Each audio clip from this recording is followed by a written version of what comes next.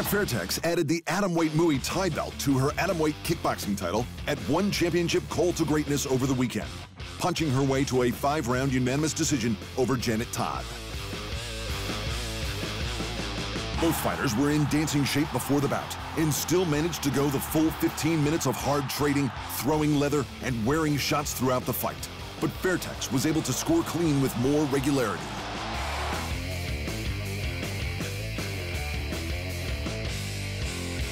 Todd finished the fight surging. However, it wasn't enough to sway the judges, who all scored it for the Thai fighter.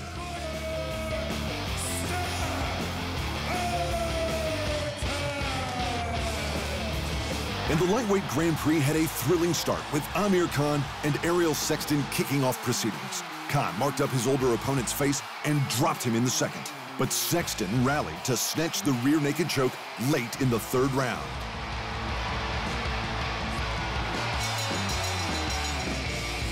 In the second quarterfinal of the night, Ev Ting was barely able to get going against Saeed Hussein Arslanaliyev.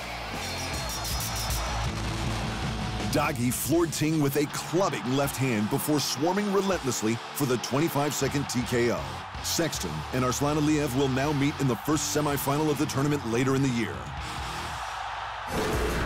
In the boxing, Anthony Joshua and Jarrell Miller have hit the road to promote their upcoming fight in Madison Square Garden. And the tone was markedly different from AJ's usually respectful pressers. In the U.S. last week, the two got into some pushing and shoving during the traditional stare down before Miller set an aggressively creepy move. You have no idea. I breathe, eat, sleep Anthony Joshua. I got a picture of him as my screensaver, Anthony Joshua. I got a picture on my wall, Anthony Joshua. I wake up in the morning, I think Anthony Joshua. I slept on the floor for 18 years, no bed. Vienna sausage, cinnamon buns. Wonder bread. Kool-Aid with no mother sugar. The Needling found a mark as the usual nice guy Joshua went in guns blazing, and things deteriorated from there. Number one, Miller's a little I'm gonna knock him the on June 1st. There's no doubt about that. There's no doubt. He's an ex-kickboxer, drug abuser, punches like a fairy. Fury knocked him out 7 times, right? He's the softest puncher in the heavyweight division. Your mom think I'm hit hard though. Where's your mom? She'd be lucky I pay her rent now. Yeah. I pay her rent now. Yeah. And the only way I feel Jarrell can actually win is just by a lucky punch. Whatever. That's all you got. Whatever. Yo, mama. That's all I really have to say. June 1st, look forward to it. Mama's so fat and black, she jumped in the water, look at oil spill. Oh my God, how old is this kid? How old are you? How old are you? Oh. What you want to say now? Come on, bring it, baby, let's go. How old are you? Let's go. Your mama's so ugly, she look in the mirror broke. What you want to talk about, boy? The two fighters then brought their train wreck over to the UK for a somewhat more restrained performance. I know how to knock people out and beat them up. And all that spirit that this boy's got over there talking shit, I'm gonna strip it from him. Every ounce of spirit he's got, that's what I do to people. I'm gonna strip him of his soul in that ring. Eventually, AJ and Miller managed to get through their first stare down without any pushing and shoving. Joshua's promoter Eddie Hearn saw a potential weakness for the British champion in the way Miller has gotten under his skin. I think it's good for Josh, but he has to just make sure that he doesn't box on emotion, because he did that against Dillian White once, and the build-up was like this, and he went in there like a lunatic, and he knocked him out, but it wasn't a great performance. We'll finally see an end to the mom jokes and childishness when the two heavyweights meet in the ring at Madison Square Garden on June 1st. And Tyson Fury's recent signing to Top Rank has officially scuppered any chance of he and Deontay Wilder using their rematch to capitalize on their promotional dominance over Joshua.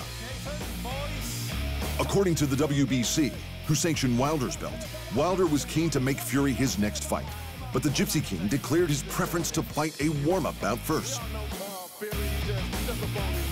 Although the expectation is that they will meet in the next fight after that, this is boxing, and no one would be surprised if the rematch hits further obstacles.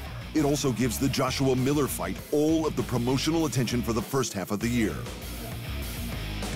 And in more positive news, two-division champion Badou Jack has visited Baka refugee camp in Jordan to meet some of the people his foundation works to support. With the help of champion kickboxer Amir Abdallah, Jack's foundation has supported refugees like Ayub Ghanem, who suffers from cerebral palsy. One of the children that we visited, Ayub, has a severe handicap. He suffers from cerebral palsy and some other ailments. We've been able to help him with his physical therapy. We've had 4 surgeries now, and Badou's education center that we've opened at the Baka camp is going to help educate him because he has 0 education right now. Jack's reasons for spending the time and effort to help those in need are refreshingly straightforward. The reason why I try to help as many refugees and orphans as possible is because I'm a Muslim and it's my duty to serve mankind and the people in need. 4 performance bonuses were awarded at the UFC's first visit to Prague on the weekend. Thiago Santos, Stefan Struve, Mikhail Oleksiejczuk, and Dwight Grant all scored an extra 50 grand. James Gallagher got back in the win column in front of a home crowd at Bellator 217 in Ireland, submitting Stephen Graham in the first.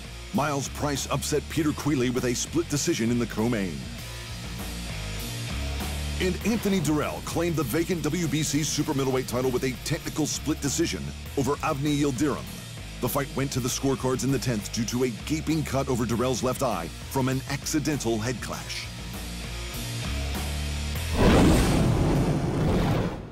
Thanks for watching, and remember, if you want more fight sports in your life, just hit the subscribe button.